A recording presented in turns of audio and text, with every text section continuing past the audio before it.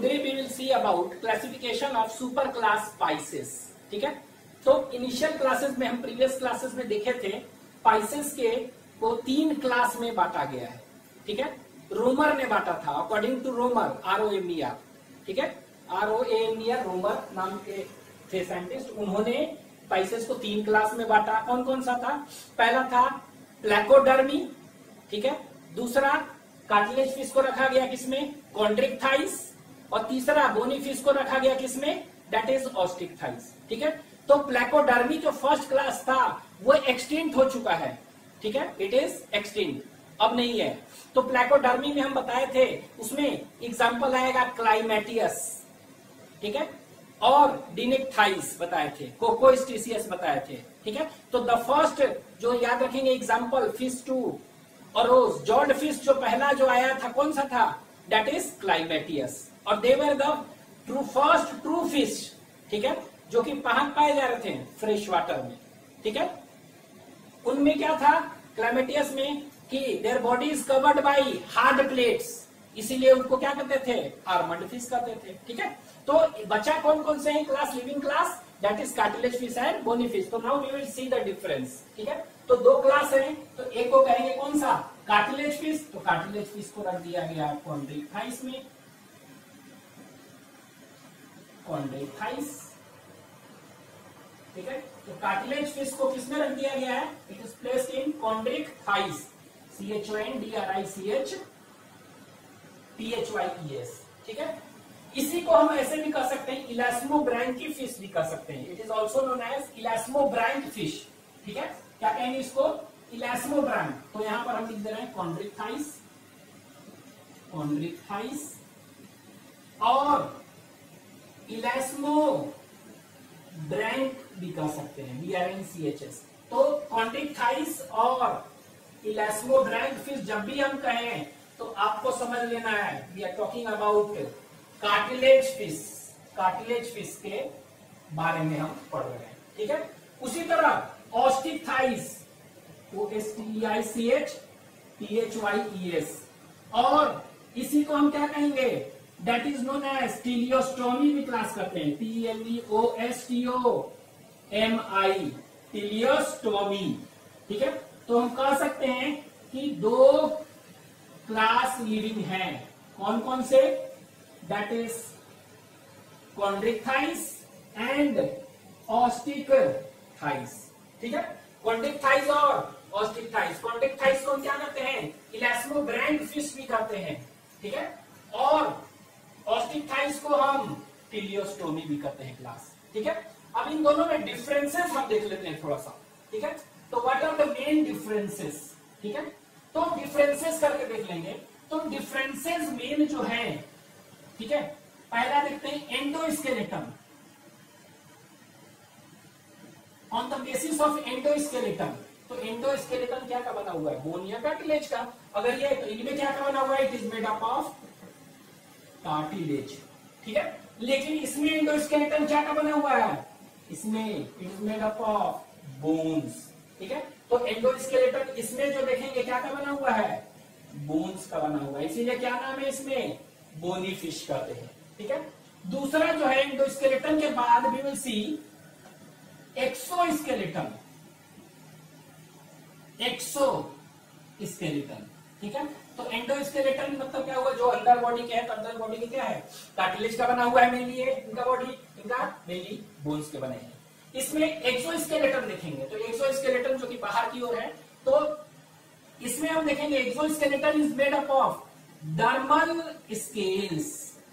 Scales होते हैं ना एक्सोस्केलेटन, तो ये स्केल्स जो है डर्मल स्केल्स कहलाते हैं। डर्मल स्केल्स क्यों कहते हैं? Because this scales arises from the dermis of skin, skin के डर्मिस पार्ट से बना हुआ निकला हुआ है, इसीलिए कह सकते हैं डर्मल ओरिजिन है, इसीलिए डर्मल स्केल्स। तो स्केल्स इसमें देखेंगे कैसा होता है, तो याद रखना placoid scales are present in spices. ठीक है, लेकिन इसमें हम देखेंगे प्लैकॉइड नहीं, किस तरह का होता है? याद रखना होगा, बोनी फिश में साइक्लॉइड हो सकते हैं, टिनॉइड हो सकते हैं, गैनॉइड हो सकते हैं। मतलब आप सीधे कहेंगे कि placoid scales are present in cartilage fish, whereas in bony fish placoid scales are absent, other type of scales are present. तो इसमें याद रखना है कि placoid scales present है, इसमें placoid नहीं है, इसमें कौन सा cycloid और pinoid scales are present.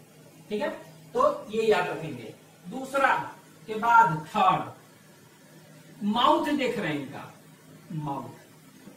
ठीक है, यू विल सी माउथ. तो माउथ देखेंगे. ठीक है, तो माउथ का पोजीशन कहां पर है. ठीक है, तो माउथ का पोजीशन जो है ना वेंट्रल इन पोजीशन.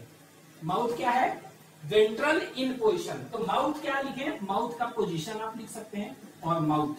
तो माउथ पोजीशन, तो mouth is ventral in position. Mouth के बारे में हम देखेंगे क्या, it is ventral in position. Position में कैसा है, वेंट्रल. ठीक है, यहीं पर लिख देते हैं माउथ का पोजीशन, ये ज्यादा अच्छा. और ये क्या है, वेंट्रल है बस. ठीक है, यहां पर कैसा होगा, तो यहां पर जो माउथ का पोजीशन देखेंगे वेंट्रल नहीं है, इसको कहते हैं टर्मिनल. माउथ इज टर्मिनल और सब टर्मिनल इन पोजीशन. ठीक है, कहने का मतलब क्या हुआ, कहने का मतलब हुआ ये देखिए, ये फिश है. ठीक है, ये फिश, ये इस तरह का फिश है, ऐसे ऐसे. ये देखिए इस तरह का फिश. इधर इनका बनाते हैं, तो इनका अगर देखेंगे इस तरह का. ठीक है, इस तरह का फिश है.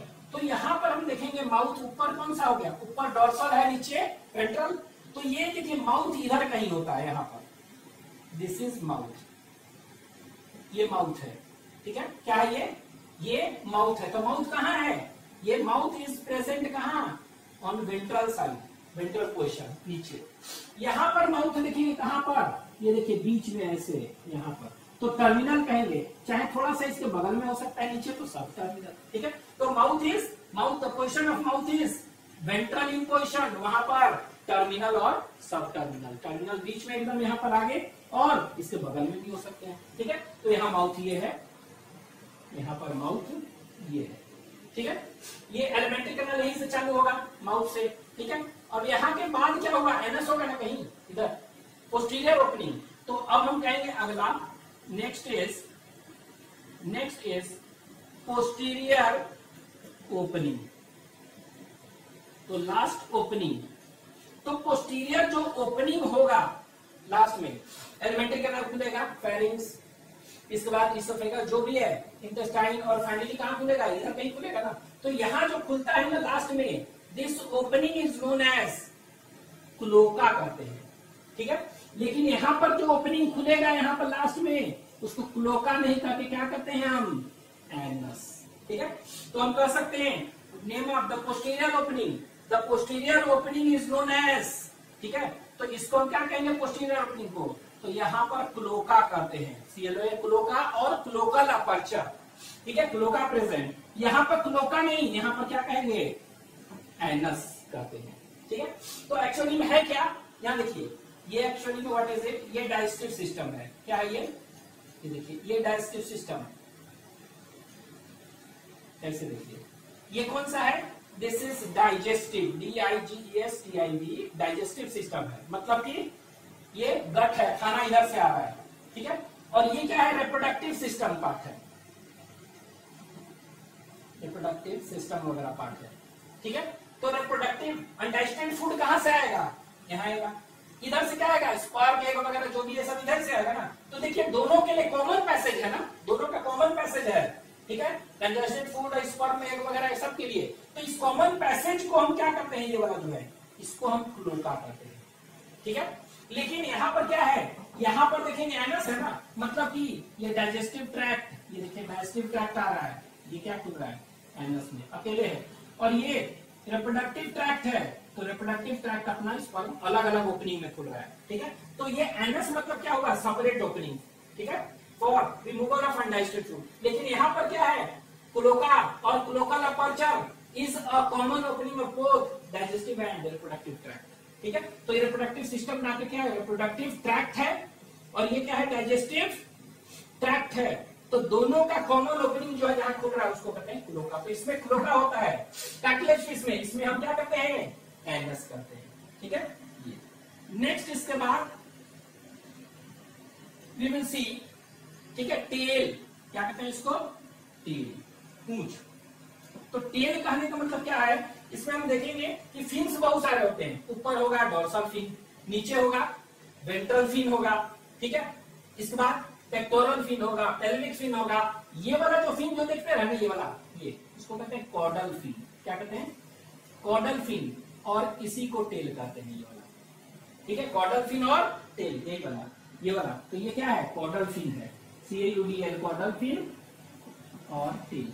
तो यहां पर ध्यान दीजिएगा कि ये देखने में दोनों क्या है, एक तरह से देख रहे हैं कि दोनों क्या है, इक्वल, होमोसर्सल कहते हैं इसमें।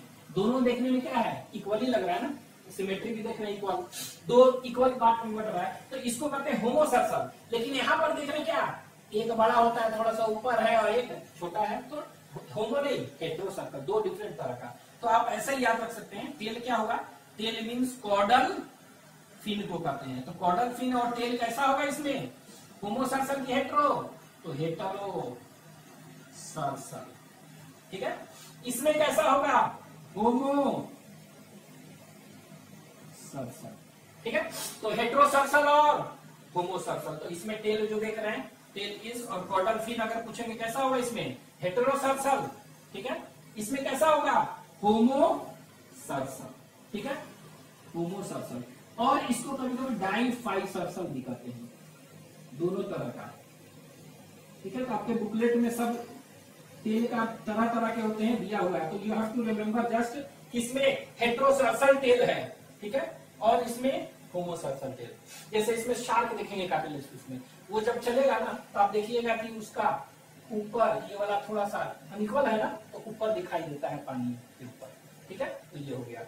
इसके बाद देखेंगे टेल हो गया कॉर्डल फिन, ठीक है। इसके बाद नेक्स्ट इज क्लैस्पर, क्या कहते हैं, CLASPERS, क्लैस्पर्स, ठीक है। तो क्लैस्पर्स देखते हैं, तो क्लैस्पर्स क्या होगा, ये तो ये क्या होता है, मेल फिश में होता है। किसमें होता है, ये मेल फिश में। और ये पेल्विक फिन्स होते हैं, क्या होते हैं, पेल्विक फिन। जिस तरह कॉर्डल फिन है, उसी तरह पेल्विक फिन्स होते हैं। तो पेल्विक फिन का मॉडिफिकेशन है, मॉडिफाई होकर क्या बना दिया है, क्लैस्पर, मेल में होता है। और वो क्लैस्पर क्या करता है, फीमेल को पकड़ने में हेल्प करता है ड्यूरिंग कॉपुलेशन, ठीक है। तो it is a male copulatory organ कह सकते हैं, लेकिन क्या है, ये मेल कॉपुलेटरी ऑर्गन मेल तो नहीं है, मेल स्यूडो है ना, पेल्विक फिन्स के मॉडिफिकेशन से बना है, इसीलिए मेल स्यूडो कॉपुलेटरी ऑर्गन, ठीक है।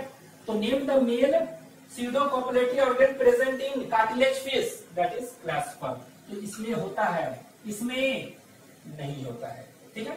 तो मेल स्यूडो कॉपुलेटरी ऑर्गन, और it is a modification of, और मॉडिफाइड किसका है, पेल्विक फिन्स, ठीक है। तो पेल्विक फिन का ये मॉडिफिकेशन है, ठीक है। तो ये याद रखना आपको, इसका मॉडिफिकेशन है, it is a modified pelvic fin, clasper, ठीक है। तो अभी हमने देखा कौन कौन सा, एंडोस्केलेटन, एक्सोस्केलेटन, माउथ का position, posterior opening, tail, clasper, ये सब हो गया, ठीक है। तो clasper is present in this, इसमें क्या है, एब्सेंट है। इसको डायग्राम को यहीं छोड़ देते हैं, इस तरह देखें तो डायग्राम,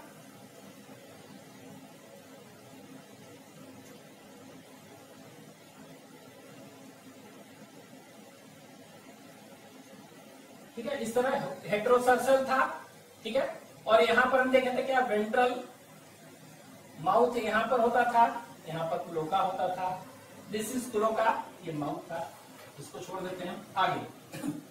नेक्स्ट जो डिफरेंस देखेंगे, ठीक है, स्टमक देखते हैं। तो इनमें स्टमक का अंतर होता है, ठीक है। इसमें स्टमक जो है, हम लोग में स्टमक कैसा होता है, जे शेप होता है, इसी तरह इनमें भी था, इनमें भी होता है जे शेप, ठीक है। स्टमक कैसा होता है, ये इट इज जे शेप। इसमें कैसा होगा, इसमें स्ट्रेट होता है स्टमक, ये याद रखना है, ठीक है। तो ये ऑर्गन्स देख रहे हैं। अच्छा, ऑर्गन इंटेस्टाइन भी तो होता है, ठीक है। तो इंटेस्टाइन होता है, तो उसमें क्या होगा, इंटेस्टाइन में एक वल्व होता है, उसको कहते हैं स्क्रॉल, SCROLL, और स्पाइरल वल्व होता है, क्या कहते हैं, स्क्रॉल और स्पाइरल वल्व, ठीक है। तो कौन सा वल्व, स्क्रॉल बल्ब कहते हैं और स्पाइरल बल्ब। तो ये कहां पर होता है? इन इंटेस्टाइन। तो इसके इंटेस्टाइन में होता है, ठीक है। तो ये इंटेस्टाइन में होता है, तो ये क्या है? इट इज कह सकते हैं इक्विवेलेंट टू, ठीक है, सिमिलर टू, ठीक है, कह सकते हैं माइक्रोविलाई की तरह है, ठीक है। तो ये क्या है एक्चुअली में? It is similar to, equivalent to microvilli. और माइक्रोविलाई है तो क्या करेगा? Increases surface area. तो ये माइक्रोविलाई की तरह इक्विवेलेंट है, तो इंक्रीजेस सरफेस एरिया फॉर क्या के लिए? ऑब्जॉर्प्शन ऑफ फूड, ठीक है। तो एक तरह से कह सकते हैं कि scroll valve, spiral valve intestine में होता है, ठीक है। कहां होता है ये? In intestine. और ये क्या करता है? ये it is equivalent to microvilli, और ये सरफेस एरिया बढ़ाता है फॉर ऑब्जॉर्प्शन ऑफ फूड, ठीक है। तो ये कहां पर होगा? तो ये याद रखेंगे, बोनी फिश में नहीं होता है, कार्टिलेज फिश में होगा, इसमें नहीं होगा, ठीक है। बोनी फिश में नहीं होते हैं, इसमें होगा स्क्रॉल वर्ब, स्पाइरल वर्ब, ठीक है। इसके बाद नेक्स्ट देखेंगे, दूसरा के बाद नेक्स्ट लीवर। लीवर का डिफरेंस देख रहे हैं। तो लीवर जो देखेंगे कार्टिलेज फिश में, ये दो लोब का होता है, बाई लोब, ठीक है। जैसे हम लोग में क्या था, राइट लोब और लेफ्ट लोब जैसे देखे थे ना, इसमें दो लोब, बाई लोब। यहां पर क्या देखेंगे? इसमें इट इज ट्राई लोब, तीन लोब के होते हैं, ये याद रखना है, ठीक है। नेक्स्ट, इसके बाद रेस्पिरेटरी सिस्टम में, मतलब आप कह सकते हैं रेस्पिरेशन कैसे होता है, रेस्पिरेशन, ठीक है। तो next we will see that is respiration, ठीक है, और रेस्पिरेटरी ऑर्गन, ठीक है। तो रेस्पिरेशन और रेस्पिरेटरी ऑर्गन लिख दे रहे हैं। तो रेस्पिरेटरी ऑर्गन क्या होगा? इसमें फिश है ना, तो फिश में क्या पढ़े हैं? गिल्स होता है, तो गिल्स, ठीक है। तो मेनली गिल्स होता है, तो respiratory organ is mainly gills. तो यहां पर देखेंगे कितना होता है, तो याद रखना है 5 to 7 पेयर, ठीक है। और इसमें कितना होगा?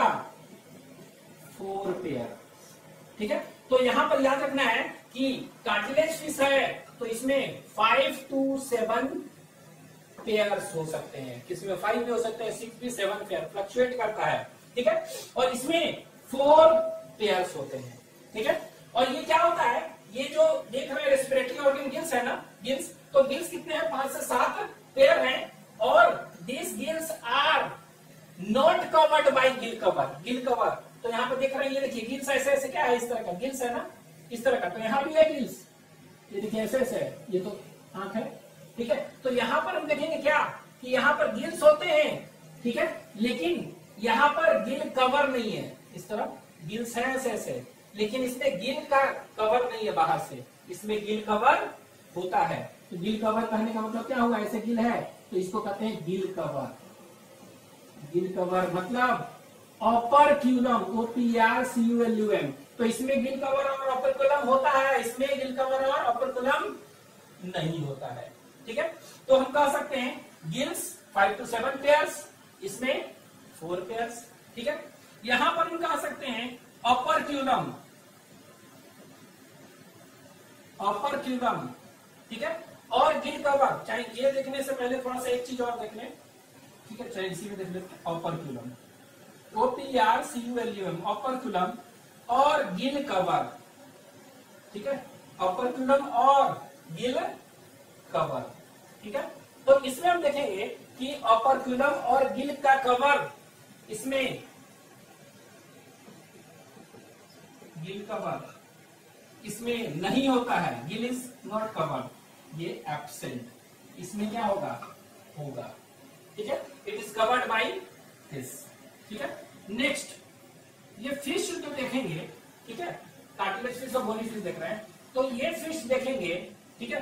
तो इसमें एक देखते हैं that is air sac, air bladder, और इसी को स्विम ब्लैडर भी आप कह सकते हैं, स्विम ब्लैडर।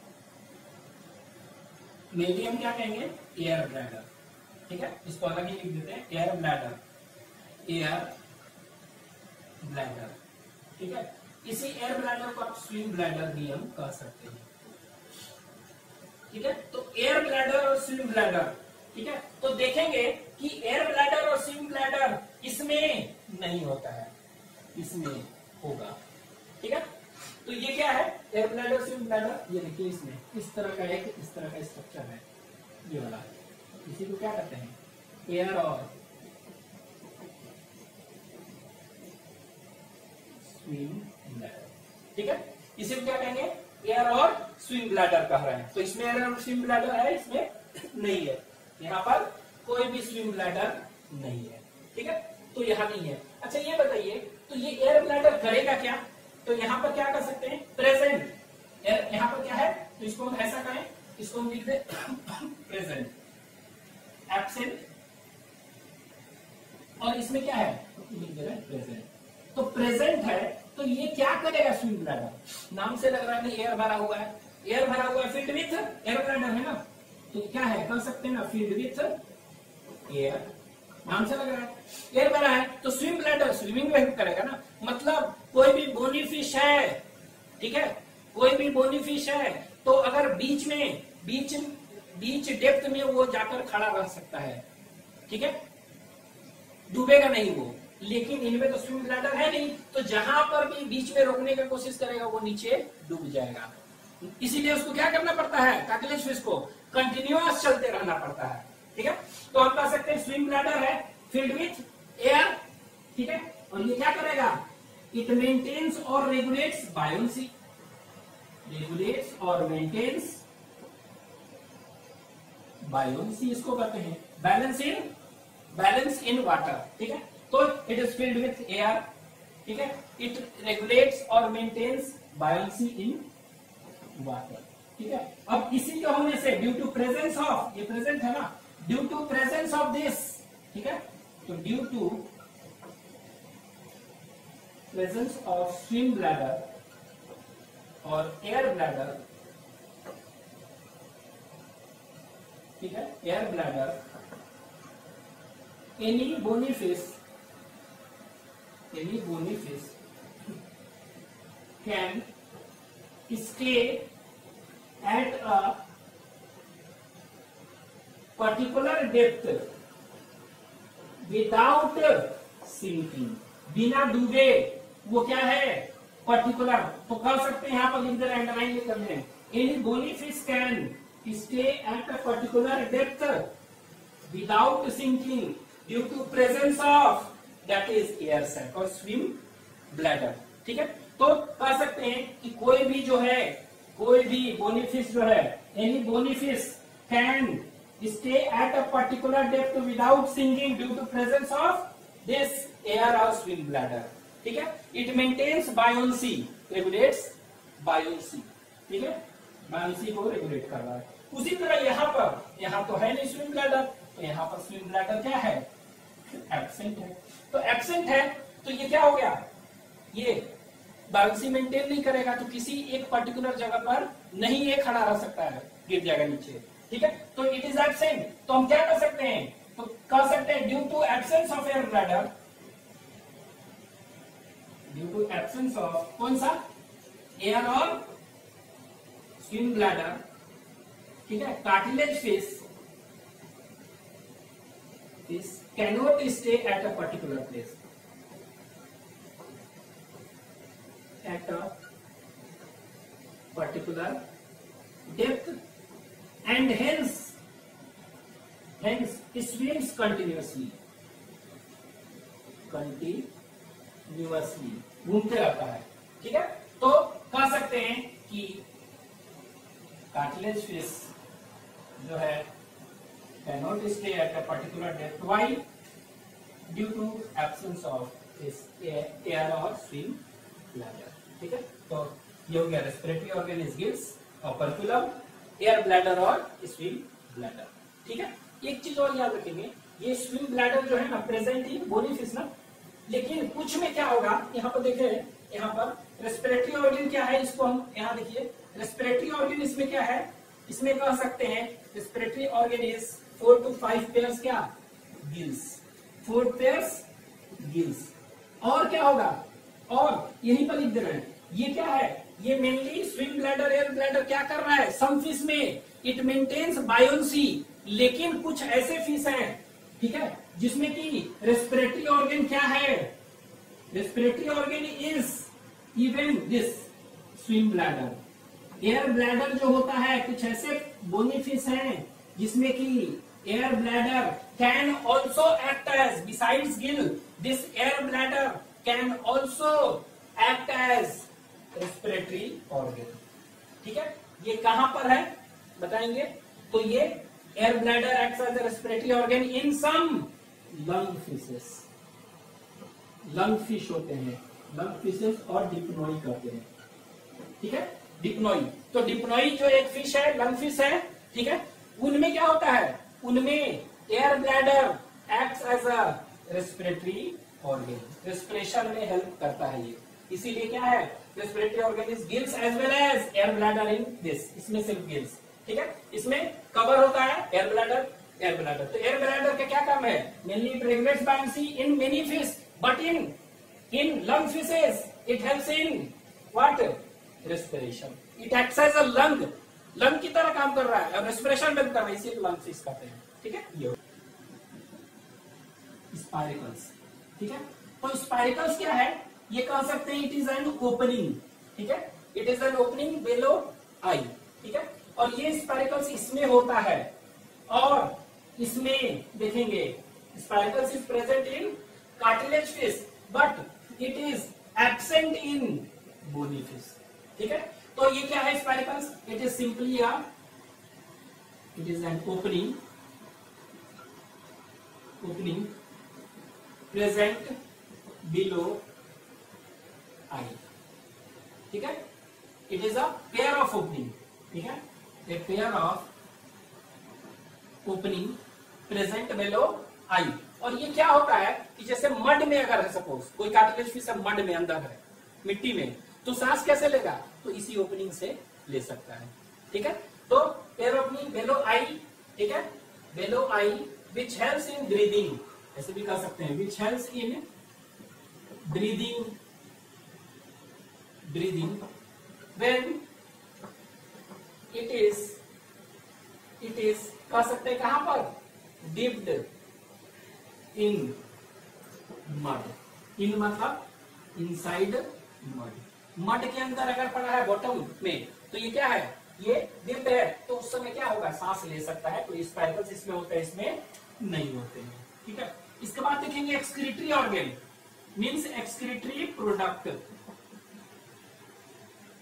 एक्सक्रीटरी प्रोडक्ट, तो एक्सक्रीटरी प्रोडक्ट हम देखे थे, कार्टिलेज फिश है ना, तो कार्टिलेज फिश में क्या हो गया, दैट इज यूरिया। इसमें क्या बताए थे, that is ammonia.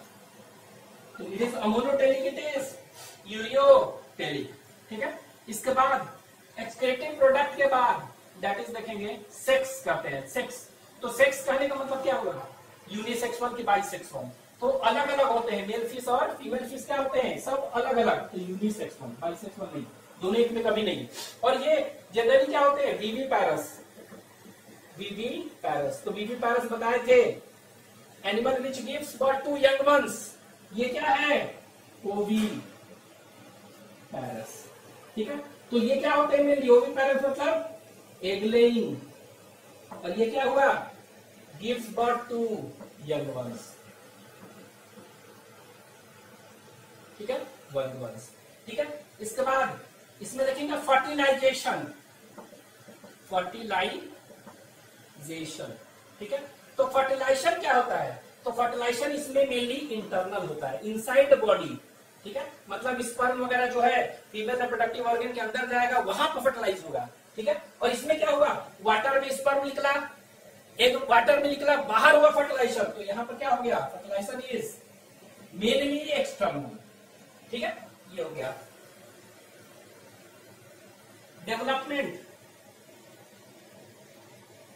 Development is mostly क्या है, डेवलपमेंट मोस्टली डायरेक्ट, लार्वा तो नहीं बनता है, तो इसमें क्या हो गया, मोस्टली डायरेक्ट। ठीक है, इसके बाद